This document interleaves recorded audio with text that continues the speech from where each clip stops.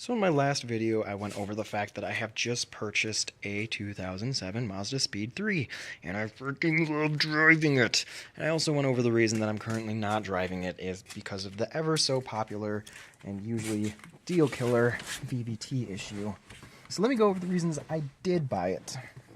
First of all, it feels a lot like our regular Mazda 3 does, and that's not a bad thing. Some people might think that's bad, but honestly, the original Mazda 3 is a lot better than it should have been for a, economy car from Japan in 2003. The interior is not bad. I mean, nowadays we complain about hard plastics a lot, but I don't know. I'm not, that disappointed in it because that's kind of what I came from with the regular 3. And even then, that car is still better than some of the newer cars that I've driven in, especially for the price. And I feel like that was another thing that kind of drove me towards this car is the price. It's a hell of a lot of a car for, you can probably pick them up for about $8,000. I got mine, in GIMP mode and some extra parts and kind of sketchy history for 6,500. But I wouldn't recommend doing that unless you're willing to fix it. 6-speed. I definitely wanted a manual. That was kind of a requirement of mine. And we had driven, what was that, 2007 335i, but it was an automatic. And that car is fast, no doubt. It's actually got more power than this. This is rated at 280 pound-feet, and that car is rated at 300 pound-feet, and I believe it. It goes. However, it doesn't feel fast. And for a 2007 BMW that you're gonna drop at least $8,000 on probably, it didn't really feel like a BMW to me. It didn't feel like it was really premium. It felt small. It didn't, I don't know. It didn't hug me like this car does. It just felt cramped.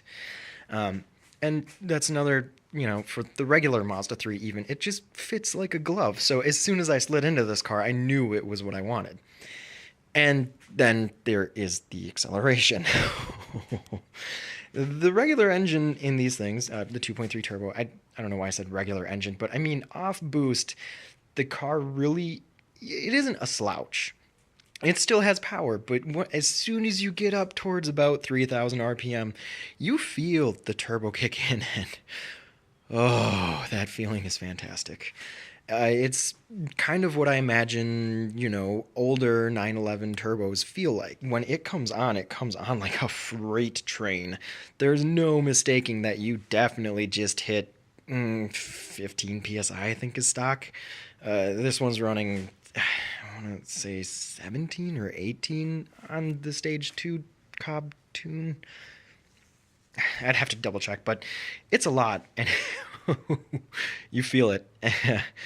It's pure joy. It's one of those things that just you cannot hit boost and not laugh like a maniac in this car. So that was what kind of drove me towards it, because we had driven, like I said, the 335i, and that thing has 300 pound-feet of torque from about 1400 RPM all the way up to redline, which is crazy. It would beat the pants off of this car in a 0 to 60, I have no doubt, but it just didn't feel as fast because you always have that power. And then, of course, there's, the dual, it's a twin turbo inline-six, so 2 turbos to take care of. You have to modify everything twice if you want to up boost or go to a single turbo, and then it's just much more expensive and much more complex, much more likely to fail. And, of course, there's maintenance costs. It is a BMW. It doesn't have an oil dipstick. It just tells you in the information center, which, personally, I don't trust. I'd rather have a dipstick. It was just little things like those, but like I said, it just didn't feel like a BMW to me, not for the price anyway. We also drove a Lexus IS 350. That was also a 2007, and that was another fun and fairly fast car. And the one thing I will say that both of those cars have over this is that they are rear-wheel drive, so you are not really limited traction wise. If you ever wanted to build power with those cars, you don't really worry about, oh, I'm going to burn the tires off, or I'm going to have torque steer, or going to, have issues with handling that much power when you launch, that sort of thing, traction, whatever. And in this car, you will. That is a concern. But how many times am I actually going to launch it? You know, how many times am I going to take this to a drag strip? On a track, yes, I will definitely try to get this car on a track, which, again, I've been saying about that one for years. So we'll see how that actually goes. But I, I don't know. I'm not that worried about it. I have definitely hammered on this car once or twice, you know. Probably shouldn't have because of the VVT, but it eggs you on. Oh boy, a second gear, when you wind that out a little bit and you shift into third, you drop down right into about the 3,000 RPM range and you just have boost immediately and you just want to lay into it. So I did. I let it fucking loose once or twice on some, you know, country back roads. And there's torque steer. You do feel it, but it's not as bad as everybody says it is on the internet. Everybody says you're going to die if you put your foot down, and it's not. You're not going to die. Just pay attention to how you're driving, and you'll be fine.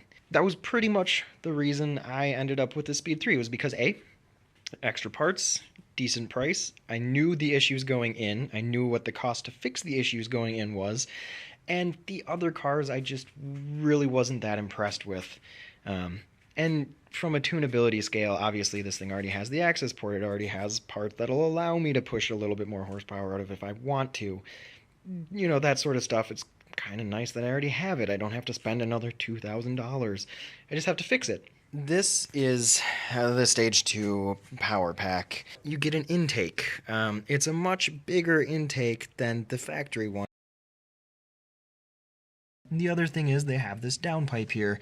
That's part of the power pack, and that ups your power a bit, allows you to run a lot more boost. Maybe not a lot more, but it'll allow you to up your boost without really worrying about not being able to either get air in or get air out. So it kind of takes care of both of those. You have your high pressure fuel pump internals, so you don't have to worry about, even at stock boost, running out of fuel when you're really winding it out. You'll have plenty of fuel pressure, which is nice. It's kind of an easy package that gives you everything you need to throw on, obviously, the Stage 2 tune and make pretty, maybe not ridiculous amounts of power, but for the money that you're spending, it's a decent bump in power, that's for sure. Obviously, you get the access port to do that with, but here is what I wanted to show you. This is your variable valve timing chain, or just the timing chain. When the VVT goes out on this, this is loose enough to where it will actually hit your valve cover here when you start the car up. There's a bit of play. Yeah, it's pretty hard to actually show it, but and that's one thing. When I was picking up the car, like I said, I picked this up in Illinois, and then I drove it straight home. And while I was there, I did try to check, but we didn't let the car cool off enough, and just basically burned my fingers because I'm an idiot. Well, when you're making fun of me, show a little bit of mercy before you say, "Hey, look, this idiot bought another turbo car that doesn't work."